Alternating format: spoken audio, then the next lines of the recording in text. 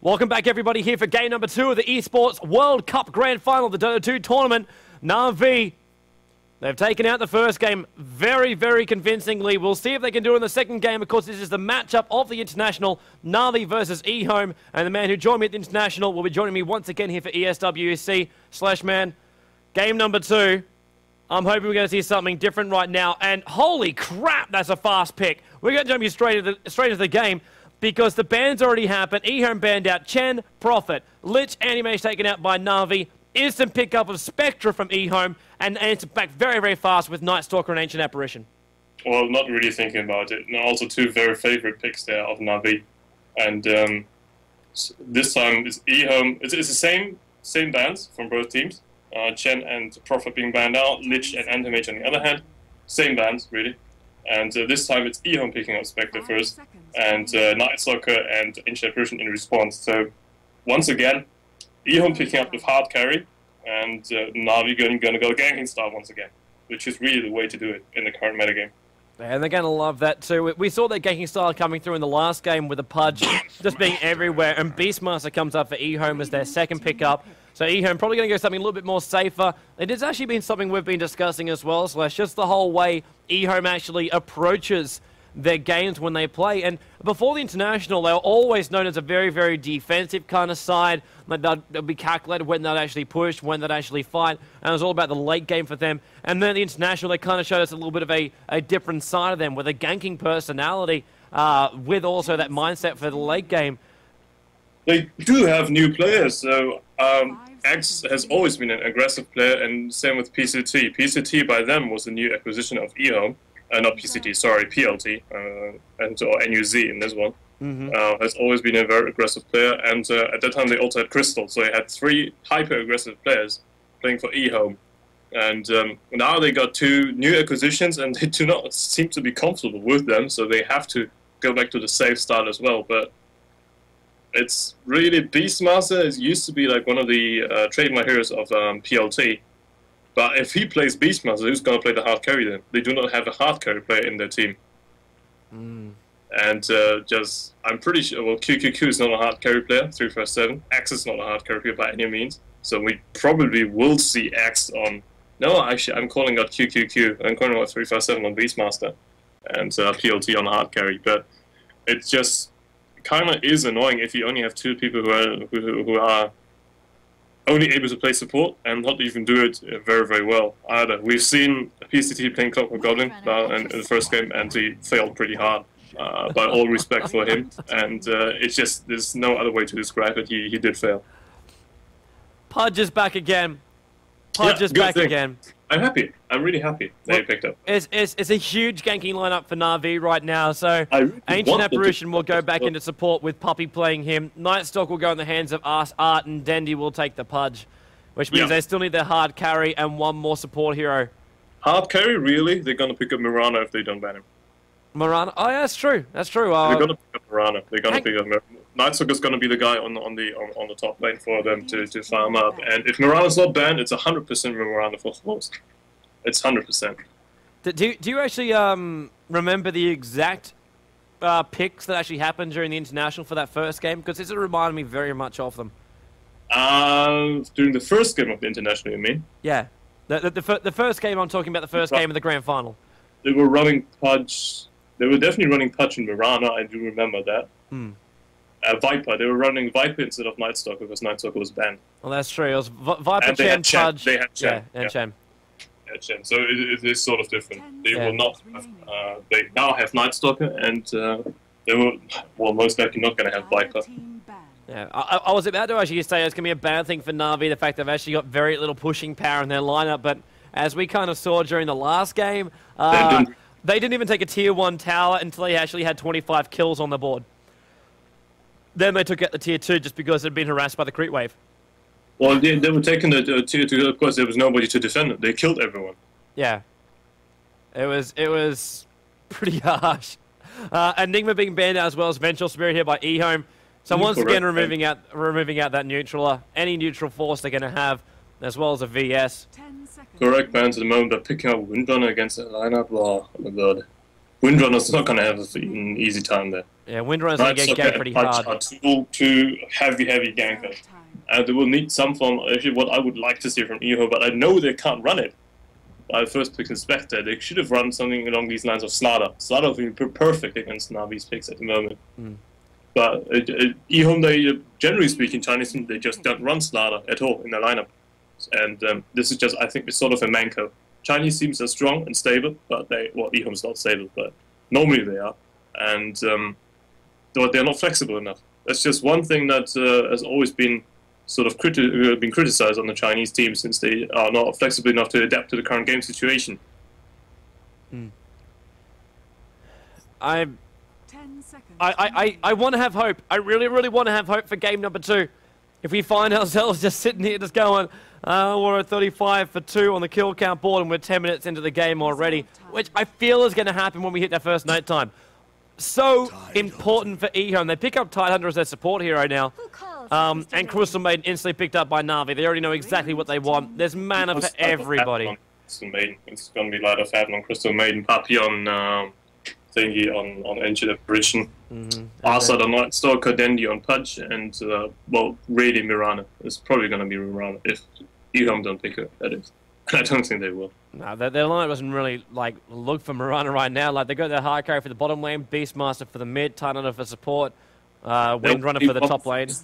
There's going to be one more range support coming out there, and 5 seconds remaining. But who are they going to pick up? Like, what is left in the pool? Earthshaker and Venomancer were taken out. They would have loved to actually pick up Venomancer. Would have made it really, really hard. They can actually have this point to actually turtle and give Spectra some time to farm up. Probably Lion. Yeah, and there you go. Lion's actually picked up. Yeah, okay. Well, it doesn't really surprise me. The only ranged stable support hero left there. Weaver's the last one. Weaver is the last one, so we actually know what hero Havorst will play. Yeah, well, it was Havorst heroes, but I actually thought they would have been running Mirana instead. Unless they actually want to run... They might just say, okay, Mirana's got an escape mechanism, fair enough, but if we want to go for harassment, if they want to really control the lanes, if they want to have a little bit of negative armor when they gank as well, Weaver's not a bad choice to actually go. Weaver's not necessarily the optimal choice, in my opinion at least, because you have a lot of long disables from the Radiant side. You've got Beastmaster's Roar, you've got Lions 2 disabled, Checker Shot from Windrunner, a lot of burst. So I do not think that Weaver is that great, but probably what they now are thinking, they're going to use Weaver as a distraction, because they will have Pudge and Nightstalker is running rampant during mid-game, so Weaver will have enough time to farm up. Prepare for battle. Let's check out who's got what. So we are basically right with our hero choices. Dendi will be heading bottom lane with Arsart. So Dendi playing as the Pudge once again. Arsart as the Night Stalker. He's done that multiple times. Puppy as Ancient Apparition. He always takes it when it's played as support. Carry is Dendi, but this time it's actually Puppy. Light of Heaven as the Crystal Maiden heading down towards the bottom. And Havorst will be heading up towards the top lane as the solo Weaver. But Na'Vi will see if they can pick off first blood in the bottom lane. They'll be going up against EHOME. And I will actually let you run through who's actually going to play what after we actually see maybe a first gank. You've got Tidehunter, Spectra, Beastmaster, as well as Windrunner, all down on that bottom lane. And Na'Vi, they actually spot off Tidehunter.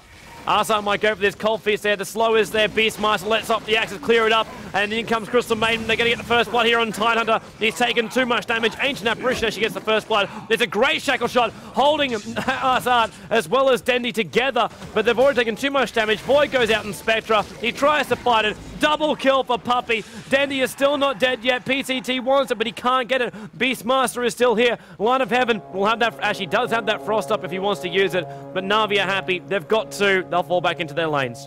Yeah, it's a 2-0 trade plus first blood. So already starting pretty horrid there for EHOME. Already really horrid. And it is indeed really PLT on his trademark hero there. PLT is running as the Beastmaster, and it is 357. Normally, the guy who used to be playing position 5 on EHOME is playing the Spectre. And Perfect Cat, who's been fighting pretty hard as Clockwork Goblin and playing as a Windrunner. Fabregas still retaining support role as Tidehunter and Axe online. Okay, so this is not going to be this is not going to be really support line, but Dandy's having free farm on mid because PLT is still back in base. He's still healing up. He finally actually TP's back there. Has a little bit of extra gold left up for him, but Dandy is already level 2, and Beastmaster is behind the 8 ball already on that lane. Spectra on that bottom lane. Interesting to see how much farm he actually gets, because PCT playing the support Windrunner on the bottom lane, so it's going to be about pulling, but they can't pull once again. The water's already up. It's exactly what Na'Vi did on the top lane, so they're able to pull themselves, but then again, no, they're not. This time there is actually a ward up there by EHOME, but it's not really going to make any difference. The Force is running solo up on the top. He's not wanting to pull just yet. This is currently unfolding into the same failure that they had against SGC. Running a dual lane against a Weaver who's defensive anyway, and a dual lane on bot with against a killer tri-lane. It's the same thing. Really, they're making the same mistake once again. They have a hard carry with one support hero, which is not really a support hero, against a killer tri-lane. And maybe things might be different this time. Maybe they might be different. They might be different, but I think in terms of laning, is once again, it's a pretty it's not going well for them unless they get killed on top lane and do not feed bottom. But essentially, they will be. Windrunner having actually run away a little bit faster. There's a possibility for Cold Feet. Surprisingly enough, CM actually not casting off the Frostbite instead of actually just letting off the Nova instead. Probably wanted to actually wait till Cold Feet actually started before letting off the Frostbite. It's about depleting her mana pool so she cannot Windrun the next time. And so Nightstalker's got a free farm while Spectre does not. Let me just see this top end. First blood will be... Actually, won't be first blood. PCT trying to run back. Will be enough damage. Ancient Apparition has now claimed all 3. Spectre was actually in the middle of that fight as well. The slow, the silence, not going to be enough to actually kill him. 51. 39 HP. He manages to live on.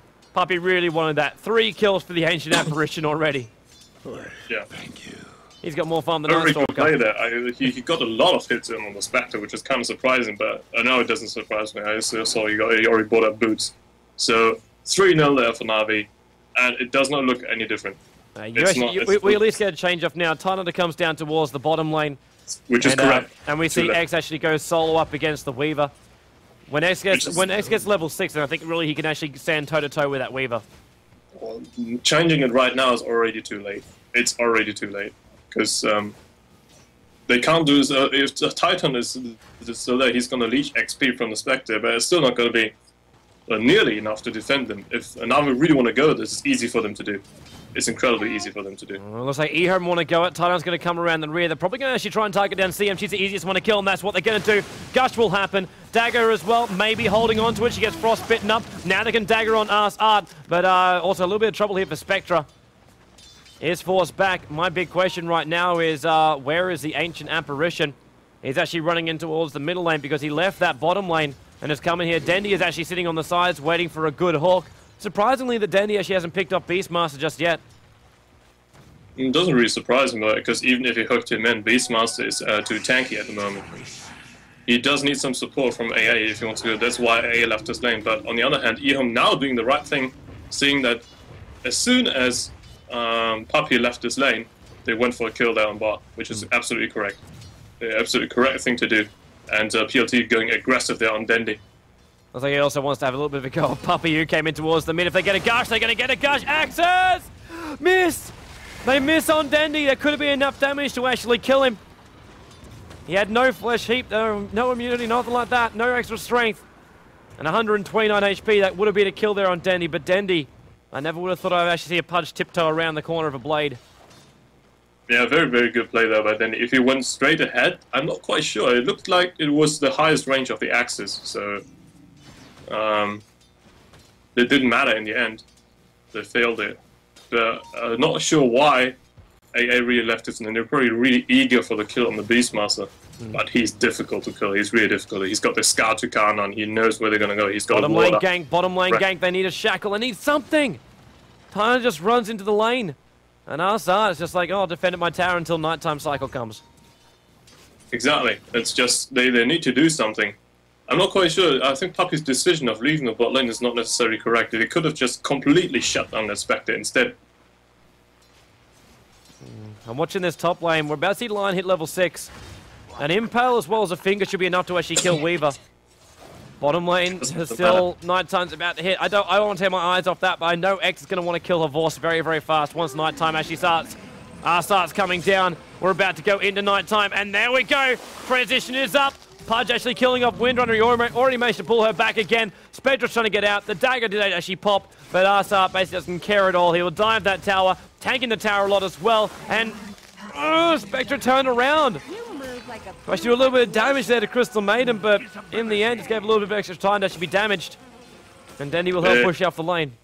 Not quite sure why he did that, but it was kind of weird in my opinion. And so first successful gank. As soon as Nighttime hit, they were going for the gank. Very good play by Na'Vi, good understanding of the whole thing. And X is obviously not managed to pick off Horse because Horse is just being incredibly sly there. Yeah, they both walk past each other in Invis. But he doesn't find Horse. Bottom! Spectra's gone. Once again. Dendy lands the ultimate. Things were going well for the Spectra, now 3 deaths to his name. You think things were going well? Not really. It wasn't bad. It wasn't as bad as it could have been. It wasn't as bad as last time. I mean... it's pretty hard to be bad as last time, but that's not the point. Yeah, well... More or less.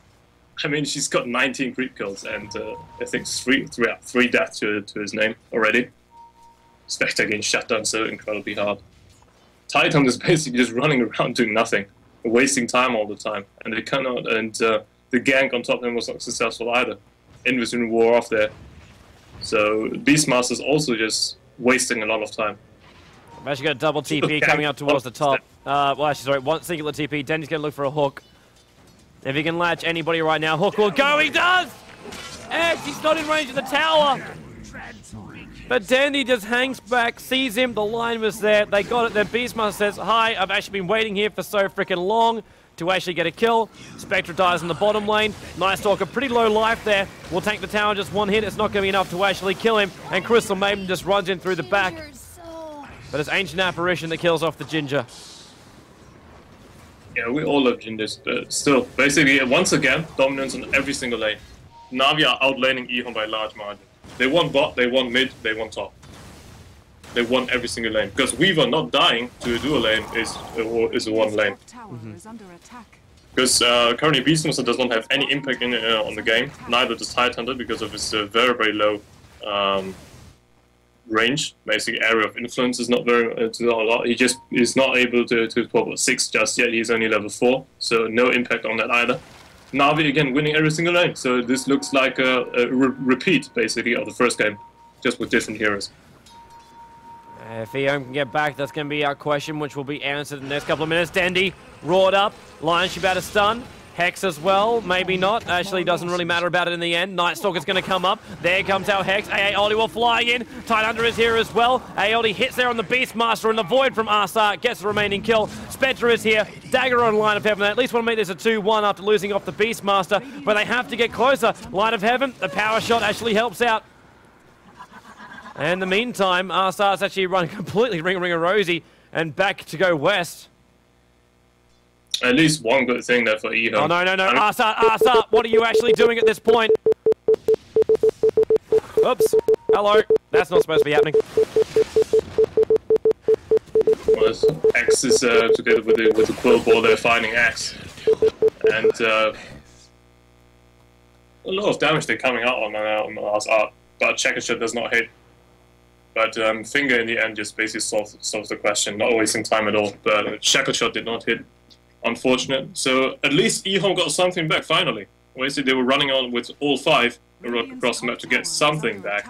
But on the other hand, Weaver, as we've seen Chvos doing it all the time, just farming out on top lane in the meantime. Because EHOME are having trouble with Na'Vi even on 5 versus 4, they're having trouble. My apologies for that. I do not know what just happened. The mouse just went nuts. And set me off on a bit of a spin, so I had to pull that one out and put it back in again. Yay! Yeah. In the end, 4-10. My apologies for that. We missed out on one of those kills. Yeah, no, not a big deal, really. think we've seen everything that was supposed to be happening. Expect a 1-4-1.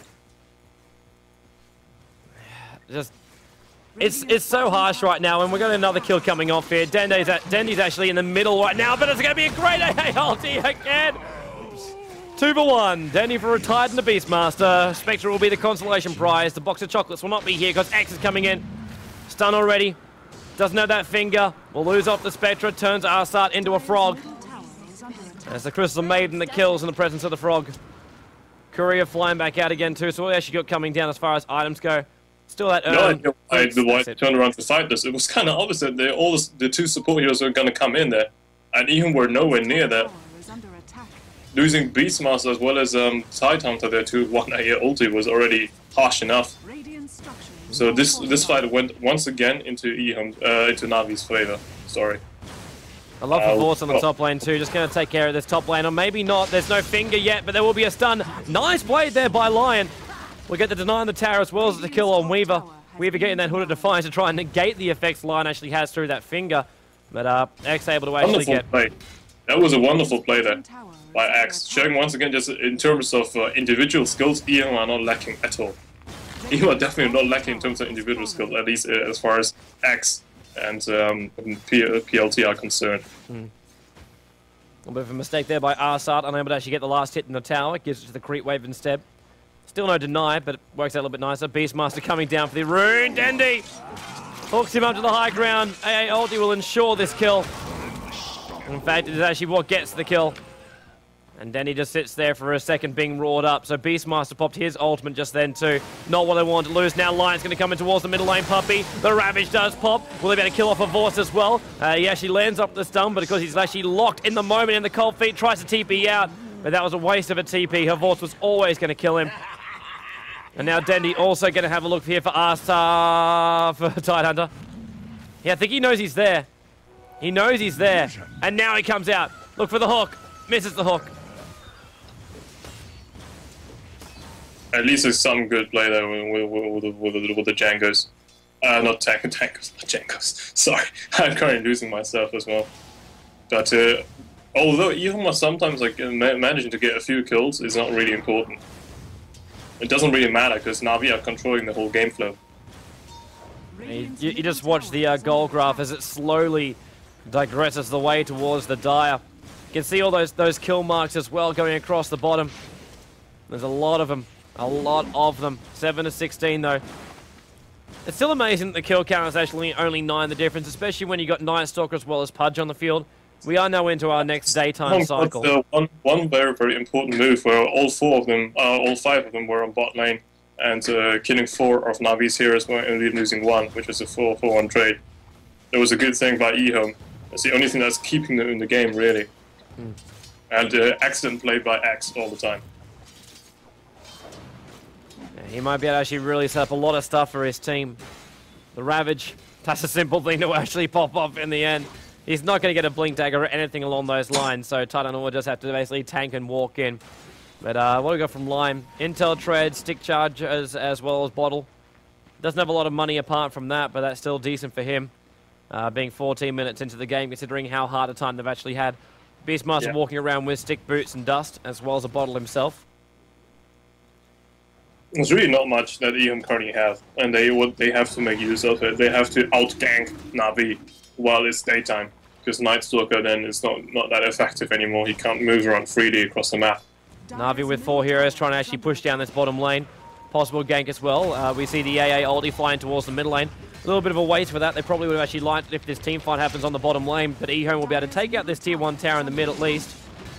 Don't know if we'll actually TP down to defend this tier 2. It's going to be a crazy fight if they do try and take him, especially considering Havorce is still pushing the top by himself.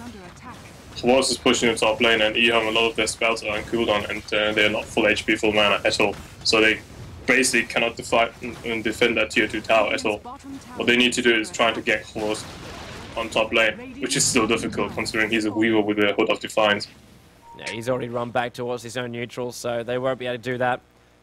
But there are a lot of heroes moving up towards that top lane. Speds are actually switching out from the bottom lane. No, the creep have been pushing in, and Spectre needs to be where the farm is, really. But on the other hand, no, not a single one of them has any key items. EHOME do not have any key items whatsoever. At least a Vitality boost on Beastmaster that I'm seeing right now, so he's a little bit more difficult to kill. I say a little bit, I really mean it. I wonder where our next engagement's actually going to come. They've been a little bit, unlike the last game, they're taking the pace out a little bit more. Probably waiting for the right time to strike once again, which is nighttime. Basically, during daytime, they will be fine. Now the right time strike's going to be on the middle lane. Will Tide want to go? The Ravage is up. Arsat is there. The Roar is going to go on Night Stalker. He's gushed as well. Spectre's going to haunt in. It's a big finger already. They want to try and bring down Night Stalker. They get him as well. Will they pick off Crystal Maiden? She turns into a frog. The Weaver is here. And the Weaver wave latches onto almost every single one of the EHOME side. Light of Heaven runs up towards the high ground. Does get power shot to death. But they've lost Beastmaster. Add Windrun to that too. Spectre is caught in the middle of all of Na'Vi. And her Vorce just sits there on the side. Fantastic stun there by X. Dagger as well. Na'Vi will not want to fight that bar Vorce just because he's massively suicidal and ballsy. And also, Korea flying back out again. Actually could have been a hell of a lot worse for EHOME, and now they want to go for a Vorce. He wanted the tower. We've actually gets it as well with a Germinate attack. Now runs down towards the middle lane. He knows Lion's got no mana whatsoever. He doesn't know Spectre's actually there. They're going to attack him right now. AALD will flying in. This should be enough to kill off X. It might be. Yes, it is. Titus there as well. Spectre should live through this unless Puppy can get there sometime soon. The Weaver for a Lion. At least EHOME now are actually trading decent blows and actually also equal blows. Yeah, they're trading equal blows, but on the same time, it's not really equal since they lost their tower. They lost their tier 1 tower instead. So, and have to go back to heal up again. But wonderful ulti once again by Puppy. Well done there. He should not be far off his mech either.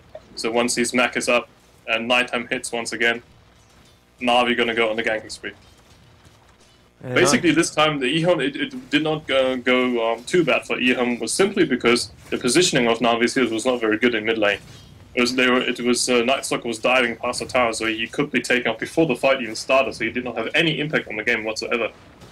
And Crystal Maiden is basically just delaying it a little bit further. Tidehunter also managed to live through it, was a big thing. You gotta get props to Light of Heaven for that delay. Just to run towards the high ground, and it forced EHOME to actually chase her a little bit longer. They wanted to get rid of her before it actually started, just so the trade-off was actually half decent for them. But then Weaver had time, and Weaver was sitting on the back end. If they could focus Weaver a lot sooner, things might have been very, very different. So I think it's a big key thing to bring down Ancient Apparition, to bring down Crystal Maiden, and then you can actually worry about that. They did kill off Night Stalker very, very fast, and I think that's what kind of changed it around as well. Get rid of that big silence, get rid of that slow, get rid of that damage, get rid of that tank. It's very, very important that they killed the important hero space of Na'Vi, Bar Pudge. They managed to kill off the Weaver as well as Night Stalker.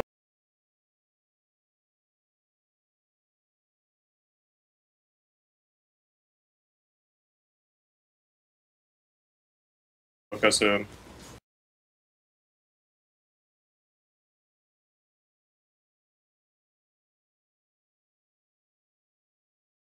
important kills. Still lacking me. Hawking. I'm waiting for Lion. I really want Lion to get a Blink Dagger. I really want to see a Blink Dagger on X again. And he must stop dying, basically. Yeah. He has to stop dying. That would be good. Simple advice from you, Slash. Just stop dying, man. Just stop dying. Yeah, well, it sounds so mean, but it is.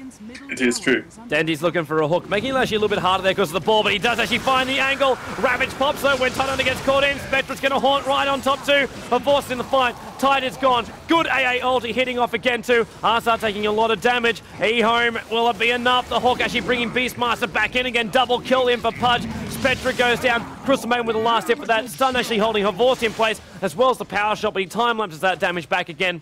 Na'Vi not a single casualty, 0 for 3. Yeah, 0 for 3, and they killed the important ones again. Beastmaster as well as a Tidehunter.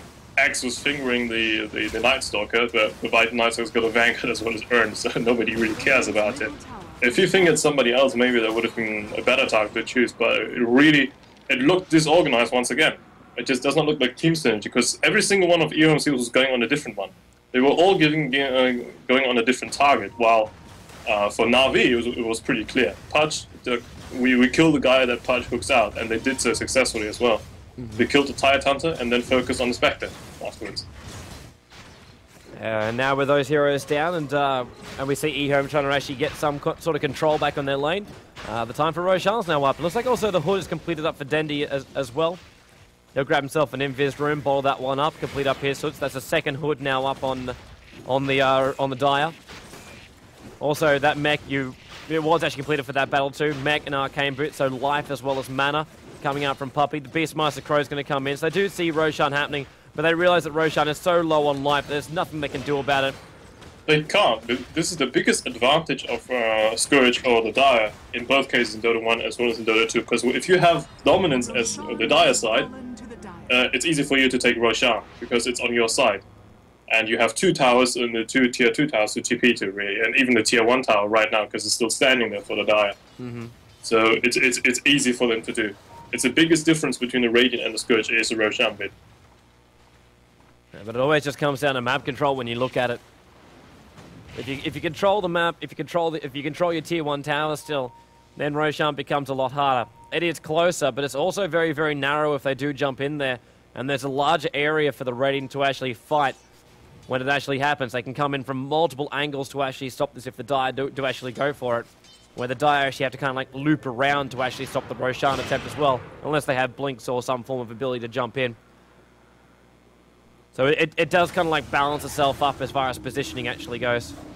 It does balance it up, yeah, because Sentinel, they have an advantage in terms of laning. It's easier to lane Sentinel top than it would be for the Scourge bottom. So it does even out in the end, but if you have... Normally people currently all prefer the Dire side, because it's just the Roshan bait is so amazing there. So we got ourselves a push on bottom lane. Arsart pops off the ultimate just to extend the night time for himself. We've got 4 heroes as well as a creep wave, and they're pushing the right time as well. It's the time when they've got themselves a siege creep. They're actually rotating towards the middle lane. So push out the bottom, and then coming towards the middle. Havor's actually going to run up. X is going to find himself an invis rune. It's lucky he actually gets an invis rune because Havor's is here with him. And Havor's will love to actually attack him, and then instantly the invis pops up. X does not want to be part of this. Yeah, he's bottling that, and basically also in for the people who do not know the mechanic, Invis dispels the swarm as well. I'm not quite sure if it latched onto him, but it would dispel it.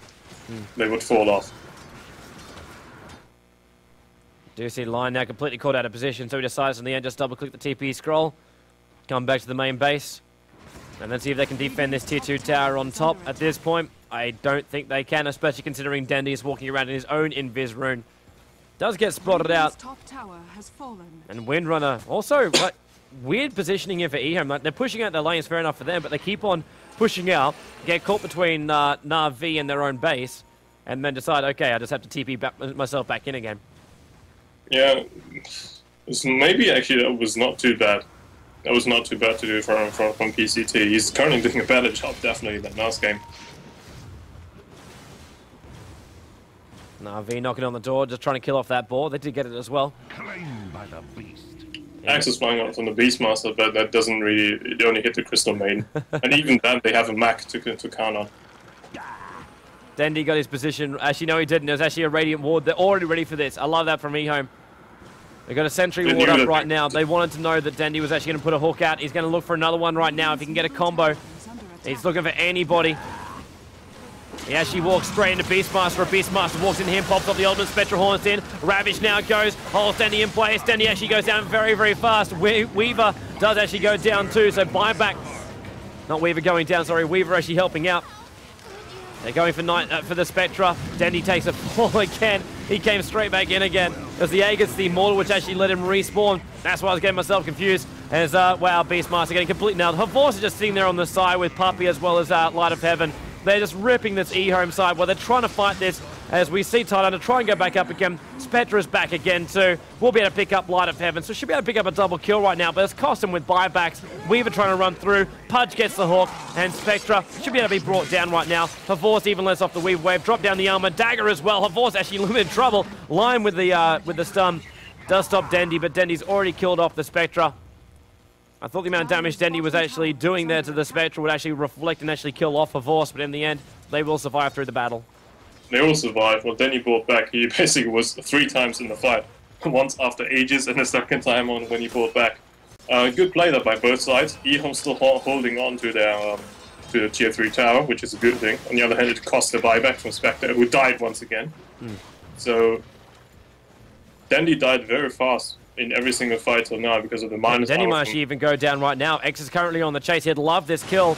With this kill, actually get himself possibly even a dagger. Denny hooks him in. The stun goes. AA ulti. That's going to kill off X. Tight Under goes down. X has already popped off his charges. Will it be enough if he drops below 1,000? Oh, it's close. Titan is even on the killing spree. That was a good play there. They wanted it. And X just about survives for it. He even popped a magic stick during the AA ulti, which doesn't do anything, by the way, to the people who do not know it. Arsar catches out Beastmaster. The ball's going to try and help out and try and slow down the Night Stalker. Actually might be enough. He's got a negative earn charge. Not going to be enough. He pops his stick charges, but Ancient Apparition. Big hit comes out from him. I was going to say below 100. You got to get below. It's 10%. 10% or 12% now, actually, I think, for his ultimate. It's 11% obviously points. He's got a level 2 ultimate, so currently it would be 11%. It's 10% on the first, 11, and then 12 on the last. Yeah, so he needs to actually drop below 110 HP to actually die then. Not the 1,000, which I just said. I was like, 1,000, that's what he's got. 50 to 28. Still, looks like the kill difference is widened once again. Navi are having a 13 kill lead on EHOME. And it does not look to be, because they are basically, what they are doing is, they're sieging them. They're sieging them. Because all outer towers already fallen for EHOME. So the only thing they can do is come out of the base to defend the creep wave that are pushing. So it kind of looks like only a matter of time once Weavers found out enough to push into the base. Yeah, they're on their way. The farm we just saw just there on the graph. The very, very large difference. Even hooking the crow. They do not want any form of farm. It's the one that gives vision, so it's okay. It's definitely a good thing, and you gain gold from it as well. Weaver pushes Radiant, right? So this is the time where they want to push in. Radiant, he looks like he's also with that Vitality booster. I'll give him the heart if this game actually goes that long. He will get that farm to actually get towards that Reaver. Well, Nice Dog is having fun on top too. He's actually got that Aghanim's as well as that Vanguard. Had that Aghanim's for a while now. There's just no surprise coming to Na'Vi. They know what's going to happen. They know where it's going to happen. Yeah. And now actually, well, actually they weren't ready for this. Nice Dog is getting ganked on top. He already got turned into a frog. Stun. Hey, Ollie will fly in. That's going to hit all of the EHOME side. Actually, no, it doesn't. They move out in time. They got the kill fast enough. They basically used 2 ultimates to do that. They used 2 ultimate. No, 3 even. Spectre's ultimate is on cooldown as well. So they used Beastmaster ulti, Finger of Lion, and Spectre ulti. So they will not have Spectre ulti in the oncoming fight. Probably it doesn't matter that much anymore because it's Spectre doesn't have a Radiance yet, so nobody cares. Until Spectre gets that range, he's a long way off it too. Like, we're looking at 2,500 gold away, and that's assuming that he actually doesn't die during that time as well. Well, that's assuming also that he buys a relic first, and then buys a Radiance.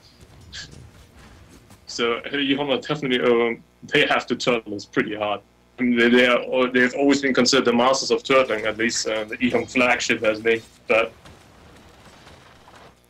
Na'Vi, they're just not EHOME would have to have a long turtle, but Na'Vi's not going to let him do that, though. There's no way they'll let him do that. They just have to stop like getting picked up there, like last time with the Night Stalker. Yeah. Because even when the ultimates were on cooldown, they cannot push in. It's too difficult to do. Na'Vi, what Na'Vi need to do is basically, finish your pipe, finish everything you need for team fights, and then push in. But this is like the biggest thing with Tide Hunter on your side. He's able to defend the base pretty well.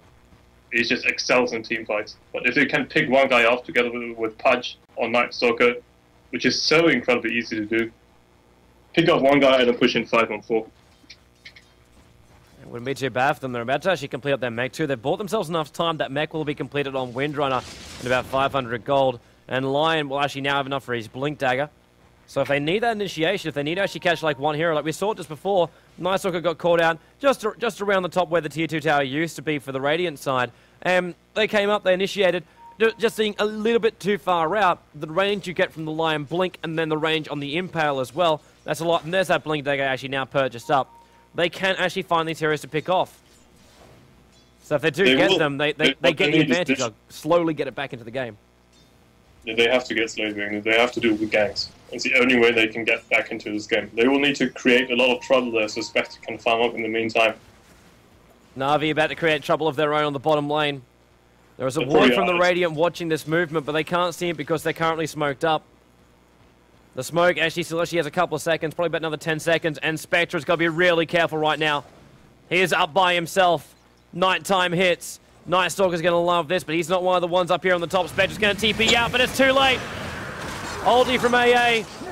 Spectre does actually haunt, but he doesn't actually have time to jump out to an illusion. And Na'Vi now has Spectre down for 50 seconds. The opening is theirs. Yeah, bad play there. Again, bad man positioning. If you cannot spot them, it's very likely that they're smoked out. And he was basically just, he was greedy. He wanted that one more creep wave and died for that. So you lost a lot more than you gained. Silence Void fortification coming up. They're going to try and slow them down for the moment. Lion was actually looking to come in through the rear end. Spectre's actually now back up again. So they might actually fight this. Dagger now flies through. They got to try and defend this tower. Horvorse is still just tanking up the tower at this point. Shuki's up, cops a power shot as well. Dendi actually gets a pipe flowing into him during this, trying to actually hook out X. Was unable to actually latch it on. Na'Vi won't stop the assault just yet, though. They're going to hold on for a second and wait for the next creep wave to come in. Or wait for Dendi to actually land himself a hook. With that Greater Boar really becoming a bit of a block between the heroes. And Lion now does TP, blink in. He gets the stun there on Horvorse. Ravage as well. Hold them in place for the moment. X will already go down. Weaver's the one dealing up the damage. Light of Heaven. He's currently being hunted by Spectre, but Spectre got caught in cold feet as well. Is already dead. 3 down right now for EHOME. They've got 2 left up. 1 gets hooked back into Dendai. He just rots the Beastmaster death. It's a full genocide. Pudge gets a double. Weaver gets a double. And the entire of EHOME just get completely destroyed.